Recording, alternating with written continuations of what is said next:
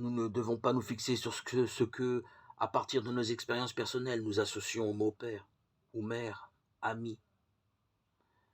C'est ce que Dieu a été pour Jésus qui définit le sens de son nom, Père.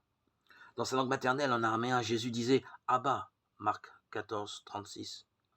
Ce mot signifie Père.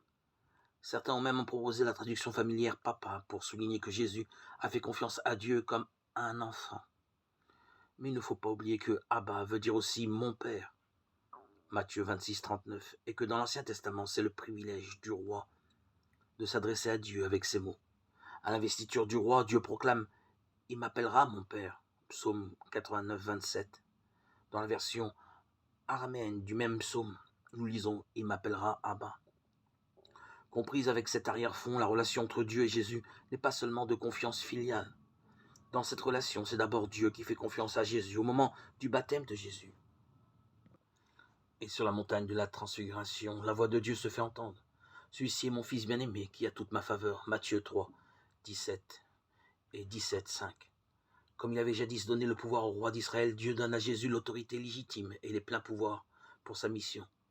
C'est pourquoi à la place de l'expression « mon Père », Jésus peut dire aussi « celui qui m'a envoyé ». Jean 5, 24. Ou « le Père qui m'a envoyé ». Jean 12, 49. Appeler Dieu notre Père, c'est savoir que Dieu nous aime. Le Christ, en tant que Fils, nous révèle quel est cet amour. Ce n'est pas un amour qui retient, mais un amour qui fait confiance. L'amour du Père donné à son Fils. Ce même amour confie à chacun de nous la vie, libérant en nous des dons cachés.